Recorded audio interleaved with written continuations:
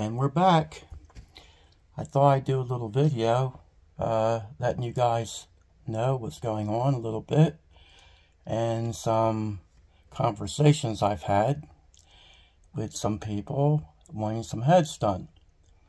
So we'll start out with some information about the 460. I have the intake almost finished, and it just needs to be basically gone over, finessed in with a couple areas, but for the most part it's finished, all but the little tiny holes this big I have to fix. So hopefully I would have that done by the end of this week, maybe. So that's my goal, to keep on the truck stuff. And then I'm going to move into a few other areas with, I'm going to get the headers. They have some excess metal around the flanges and grinding that back. And I'll be doing some videos on that most likely. I've mentioned that before, but some people don't know about that kind of stuff, so I'll probably do a video on that.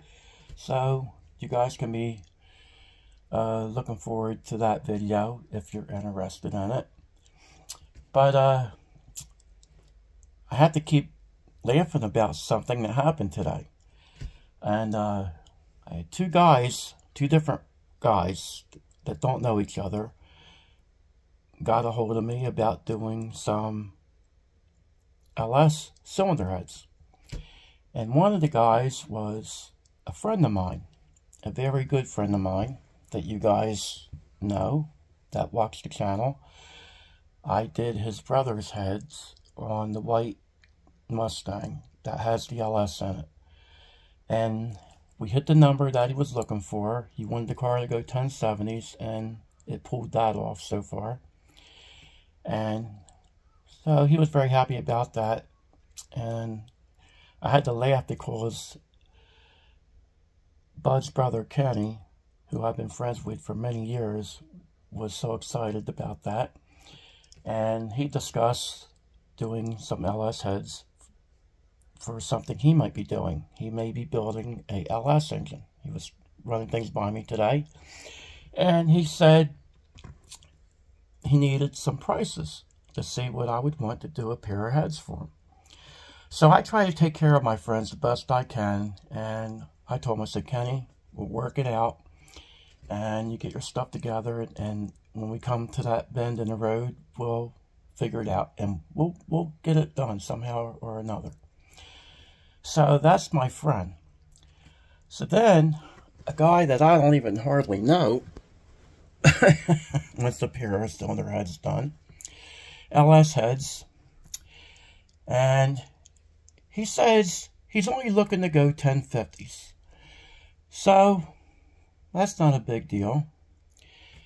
But on the other side of the coin, it could be a big deal if somebody doesn't know how to make a car go 1050s, even if they have a cylinder head that's capable of doing that. So I don't know this guy, what he's capable of doing, if he knows performance stuff, if he knows what converter to put in, if he knows what cam choices to make. All I know is this: I can guarantee I would hand him a pair of cylinder heads that would easily do that number. So that would not be a problem. The problem I had with this fellow is this. He says, well, I can't stop from laughing about this. Guys that have shops run into this kind of stuff all the time. They have machine shops and speed shops, and you're always going to have this one fellow that says this: well, I'd be willing to pay you. You would? To let me play with them. He'd be willing to pay me to let me play with these cylinder heads to see what I could do with them. Well, I'm going to tell you something. I don't need to play with any of these LS heads to know what will happen when I do whatever I do to them. I know within a tenth of a second what they're able to do on a time slip and horsepower wise. On a dyno horsepower wise, we've done pretty well with that too. I don't put dyno numbers out, but I have seen what my heads do on an engine on a dyno. I just don't talk about that much because it doesn't really matter what the engine does on a dyno in my book. And everybody has their own way of looking at that. That's fine. That's what makes the world tick. But for somebody to get a hold of me and tell me they're willing to pay me, he didn't say I'm willing to pay you whatever you think. He told me he's willing to pay me to let me play around with these heads. I want to thank you for that. And I have a very good idea about that. And here's my way of thinking on that. I think you might be willing to let somebody else do them cylinder heads and see if they want to play with them heads. And think about paying somebody else. Because that is to me, that is a red flag right off the bat. Usually when somebody says something like that to you, it's going to work out like this here in most cases. It's going to be, well, they don't make the power I want, and you can say, well, you have the wrong camshaft in there, you have the wrong intake, you have the wrong converter. You could tell them everything they need, and you're going to get an argument back. So this is what happens in the performance world, and this is what happens in everyday life. You have people that just walk around with that kind of mentality. And so I think I'm going to say no thank you very much, and save myself a lot of grief and a lot of aggravation and a lot of maybe even an argument over this job. So my friend, you can easily take them heads to another shop, and we'll see if they guarantee you the number that you're looking out of them heads, that you want to go 1050s and a quarter mile. Because I'm going to tell you something, I don't know too many people that will actually even tell you that. And these are professional people I know. I had my friends and a few other people have told me that I make a big mistake by telling people how fast the engine will go when I'm finished with their heads. Now, on a good note, I did tell a guy a while back how fast his car would go, and well, I thought it would go. And he said, well, that'd be good if it runs like you say it would, Terry. And I got a nice phone call from this gentleman the other day. He's one of the nicest people I've ever met, and you guys saw him on my channel. So our buddy Mike that had the Ford heads that I did back in the summer, he has the engine all together, put it in the car. I can't believe the work he did on this vehicle. What a great job. And my hat's off to you, Mike. But anyway, he gives me a call and he says the car is overkill. So that's a very nice compliment. And another compliment I got from him was the shop that he went to. This machine shop does NASCAR tricks and racing vehicles that are pretty stuff.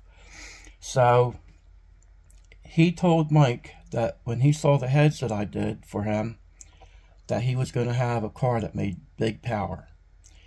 So that was a very nice compliment. I never met the guy before. He has no reason to brag my work up. And then Mike proceeded to tell me this, that a guy brought in another set of heads that were like his, that I had done, professionally done by another shop. And the guy told Mike that has a machine shop, he said he never even thought them heads were close to what my heads were. So that was a very nice compliment.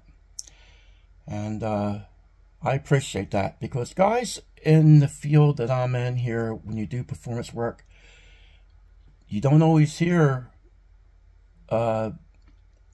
happy-go-lucky people. Sometimes you just do something for somebody, it goes out the door, you never hear from them again, and you don't even know how the vehicle runs in a lot of cases. I just found out recently that some stuff I did 5 or 6 years ago was for a 4.6 engine, and I just found out like about 6 months ago that that vehicle, full weight Mustang, was wound up going 970s in the quarter mile.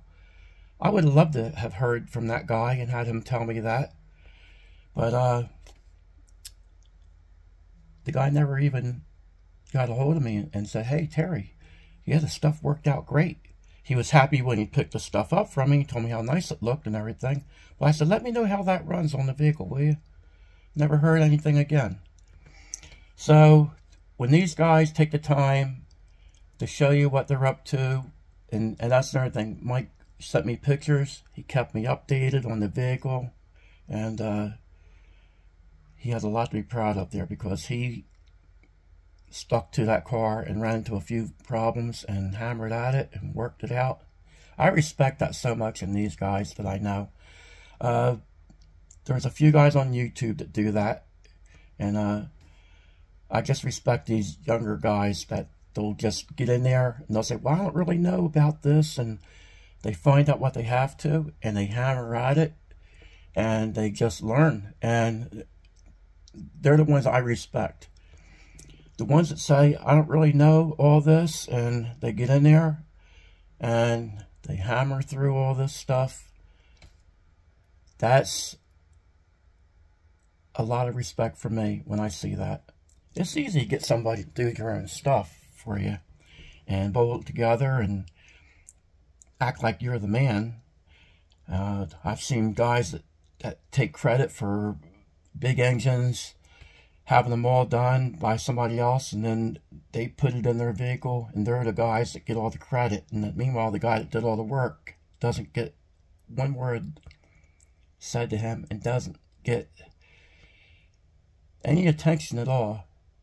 And most guys that do this kind of work don't care about that, but it's nice when somebody says, "Hey, that was really a good job you did." But when they just sit back and take all the credit for somebody else's work, that to me, everybody has a right to do what they want in life, but it just shows character when somebody gives somebody else a little bit of appreciation for even the slightest thing that they've done. And I'm fortunate there, because these guys I've done work for have all but maybe a couple, well, they've all said I did a good job, but a couple guys, they just went on their way, like I said. But for the most part, these other guys, I've wound up friends with them, number one. And so that's a good thing. That's more important to me than anything. That is number one. But number two, when they take the time to call you up and tell you what's going on with the vehicle, and they keep you up to date, and because I'm very interested in what somebody does. When I do parts for them or recommend a camshaft or anything, I can put my little 2 cents in, and I see the vehicle run extremely well, which I found out this supposedly does. We'll be doing some videos on this. I think the car I'm speaking of with Mike's heads, if we can get together, because he lives far away, so anything we do on YouTube, it would have to be where it takes two of us to get together and go out of our way to make this happen. So we may be doing that, though, if it's possible, because people do work, you know, and they have their own lives. So it's not all about YouTube, and it's not all about racing and performance. People do have other things to do. So anyway, I thought I'd do this video here, but every time I think about this guy today with this phone call, it does make me laugh. I'm serious, fellas. And I think you guys are going to say, I know right where you're coming from with that, Terry. So, anyway, on a good note, we're going to be looking forward to doing some stuff on the truck soon. I have a few things I want to show you fellas. I got a couple new parts, and I'll do a video. New used parts, but Adam picked me up some seats, so I won't keep you in the dark. So I got some different seats coming for the truck. It's nice to have something you can sit in when you're building something, and I took my other seats out and tossed them, and he got me these seats used, and they're basically what I would have picked out years ago for this truck. They're the ones I really liked back in the day, and he happened to come across them, and he worked the deal out with some parts on the 55, and our buddy Jimmy, he traded him for, I believe, the gas tank for these seats. So I want to say a thank you to Jimmy. So anyway, guys, I thought I'd do this little video and bring you up to date on a few things, and tell you what goes on when you're a guy in my position here, when you do head work for people and things. And yeah. So anyway, with that, I'm going to tell you, have a good night, and God bless you.